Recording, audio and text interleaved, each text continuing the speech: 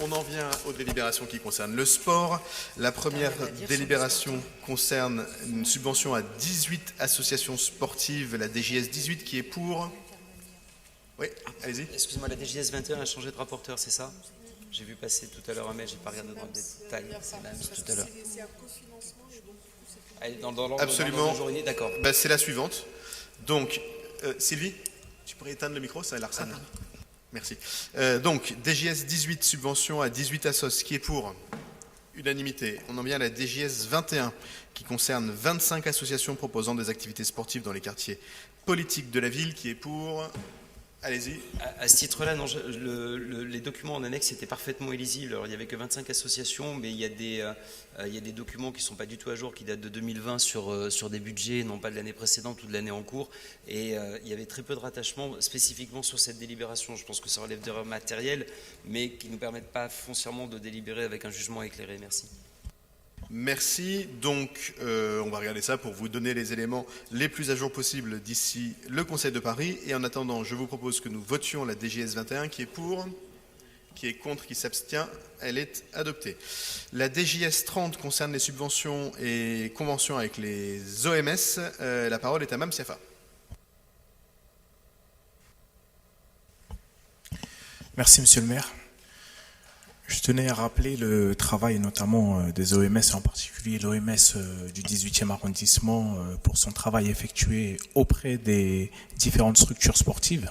Et notamment, on le voit chaque année avec sa collaboration avec les Foulées du Tertre et tous les autres événements qui ont pu être menés sur notre arrondissement. C'est pourquoi je tiens à féliciter notamment Maurice Pichevich, son président, pour tout le travail effectué sur l'ensemble du territoire. Et il est là et il ne lâche pas et nous le soutenons totalement. Merci. Merci beaucoup. On aura l'occasion d'évoquer non pas le président, mais sa famille dans quelques instants. Et je veux évidemment m'associer à ces félicitations. Donc, je mets aux voix la DJS 30 qui est pour. La DJS 30, c'est les OMS. Unanimité, c'est bien ce que je pensais. Je vous en remercie. On en vient à une délibération qui concerne la dénomination de l'aréna Porte de la Chapelle. Je vais laisser la parole d'abord à Barbara Gomez, puis à Thierry Caillé, puis à Yodele Ikwessan, et ensuite on passera au vote. Barbara Gomez. Oui. Alors, je vais être rapide parce qu'effectivement, le groupe communiste s'est déjà exprimé à de multiples reprises et tout le monde connaît ici notre position sur ce qu'on appelle le naming. C'est assez classique. Par principe, effectivement, le groupe communiste regrette le fait que l'État recule de plus en plus dans l'investissement des infrastructures publiques, d'ailleurs dans les services publics de manière générale, et qu'on soit effectivement obligé de recourir à des financements privés et en contrepartie de ces financements privés, d'avoir des grandes entreprises qui se servent de nos infrastructures comme de grands panneaux publicitaires. Mais c'est pas que de cela dont il s'agit aujourd'hui, on le sait tous, on en a beaucoup parlé. La future Arena, c'est un grand projet pour Paris, pour le 18e arrondissement en particulier, pour le nord-est parisien. C'est un projet de rééquilibrage, parce qu'on sait très bien que la plupart des infrastructures sportives sont dans le sud-ouest parisien aujourd'hui. C'est une mesure donc de justice sociale aussi, de rétablir ce grand type d'infrastructure dans les quartiers les plus populaires. Ça va participer effectivement au renouveau et au rayonnement du nord de Paris et de la Chapelle en particulier. Et donc, évidemment, ce n'est pas juste une infrastructure. C'est quelque chose qui va entrer dans notre patrimoine culturel, ce sera un repère pour la population et ça veut dire que c'est éminemment symbolique. Et la symbolique ici, elle est un peu triste. On parle ici d'un naming qui se fait à l'exclusion du coup du nom d'une pionnière qui s'appelle Alice Mia. On en a beaucoup parlé aussi, le groupe communiste, et je pense à Nicolas Bonnet en premier lieu, il était très attaché au fait que le nom de cette infrastructure soit le nom d'une femme, une femme qui a été pionnière dans le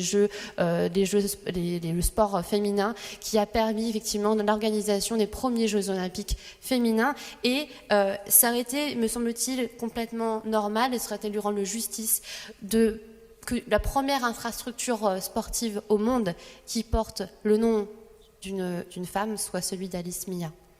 Donc vraiment, il est regrettable qu'aujourd'hui, Adidas, pour nommer l'entreprise concernée, refuse aussi de ne serait-ce que partager cette tête d'affiche et que finalement la visibilité et le combat des femmes au travers des siècles extrêmement dur pour réussir à être visibles dans leur combat recule face effectivement à des j'essaie de trouver un terme plutôt juste, mais à des considérations financières qui malheureusement ne devraient pas être par ailleurs de notre responsabilité. Je vous remercie. Merci. La parole est maintenant, j'ai perdu ma liste, à Thierry Caillet.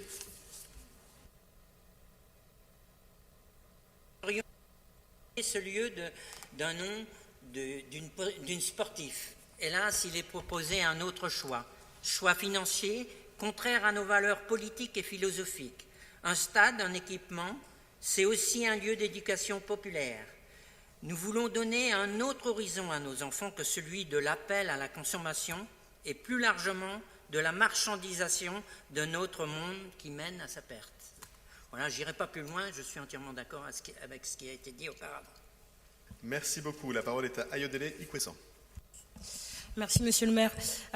Juste pour rebondir, effectivement, Alice Mia, ça a été une pionnière du sport féminin, et j'ai fait partie du coup de ce groupe de travail qui a permis son entrée au comité olympique du coup l'année dernière, le 8 mars 2021.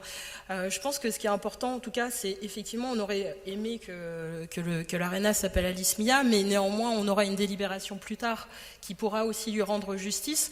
Et je pense que Alice Mia, son combat essentiel, c'était aussi de faire en sorte que les femmes puissent faire du sport, et notamment dans cette délibération, Adidas va financer à 180 000 € par an un fonds de dotation qui permettra justement de développer le sport dans nos territoires et justement le sport féminin. Et je pense que c'est important aussi d'insister sur ce point de vue, et que dans cette situation, Adidas n'est pas contre le sport féminin, et c'est pas un débat justement sur le financement.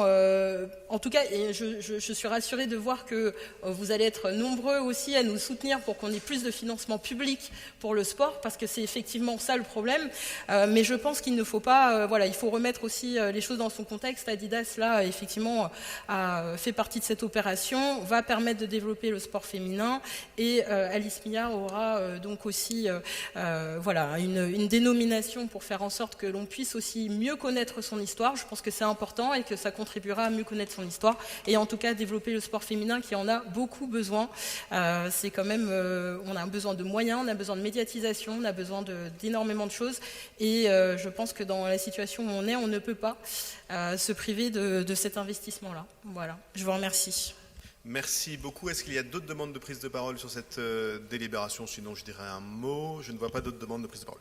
Je voudrais dire un mot, mais dans la logique de ce que vient de dire Ayodele Ikwessan. D'abord, on n'oublie pas Alice Mia, puisqu'on lui propose un des plus grands espaces publics du 18e en face de l'Arena.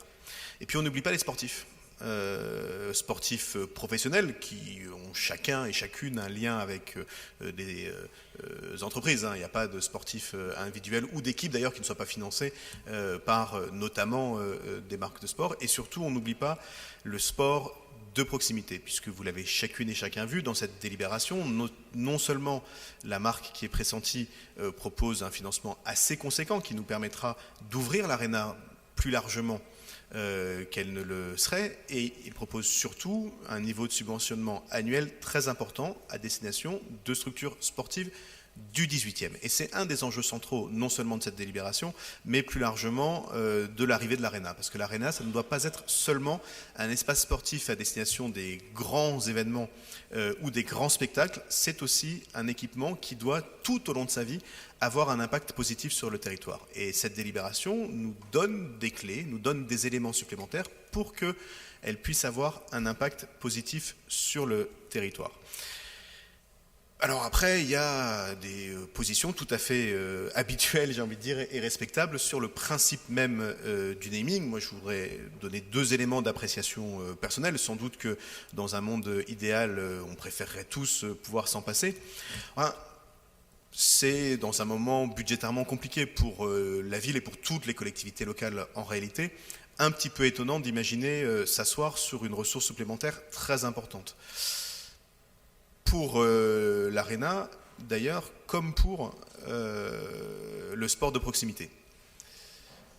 Et puis, c'est pas nous ici, autour de cette table, qui définissons les taux d'imposition des entreprises. Ça, c'est ailleurs que ça se joue. Par contre, on peut bénéficier d'argent de la part d'entreprises qui vont être reversées au sport de proximité. Moi, je ne dis pas que c'est bien que telle ou telle entreprise fasse tel ou tel niveau de bénéfice. Je constate que c'est mieux quand ces bénéfices sont un petit peu réduits pour venir dans les poches des structures du 18e que quand c'est pour enrichir, je ne sais pas qui d'ailleurs, les actionnaires ou autres. Et donc je pense qu'il serait dommage de perdre cette ressource, à la fois pour nous dans le 18e, aussi bien pour la gestion du grand équipement que pour le sport de proximité. Et très honnêtement, il serait un petit peu dommage pour la collectivité qu'on propose que l'argent qui est prévu pour l'Arena et pour les clubs sportifs du 18e aille plutôt dans les poches, dans la structure de l'entreprise ou dans d'autres lieux, plutôt que chez nous. C'est pas de l'argent en plus pour d'autres. C'est de l'argent en plus pour nous que nous n'aurons pas si cette délibération n'est pas votée. Donc, je vais la mettre maintenant aux voix. Je vais vous demander de bien lever les mains pour qu'on soit bien sûr, parce que tout ça est toujours un peu compliqué. Alors, qui est pour la délibération? Qui est... C'est bon? Parce qu'en plus, il y a les pouvoirs, tout ça. Alors voilà. Qui est contre?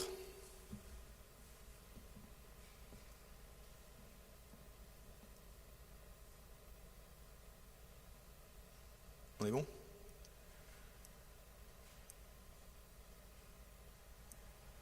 Non, normalement, elle est adoptée. Qui s'abstient? Qui ne participe, enfin, abstention, ne participe pas au vote, c'est pareil.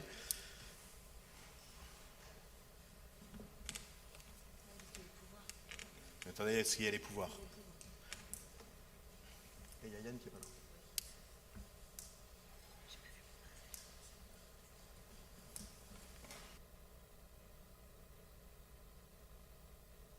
« 20 voix pour, 19 voix contre, 4 abstentions. Elle est adoptée. Et je vous en remercie.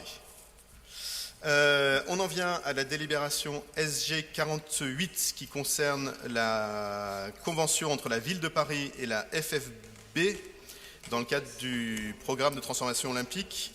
SG 48 qui est pour? Qui est contre? Qui s'abstient? Elle est adoptée.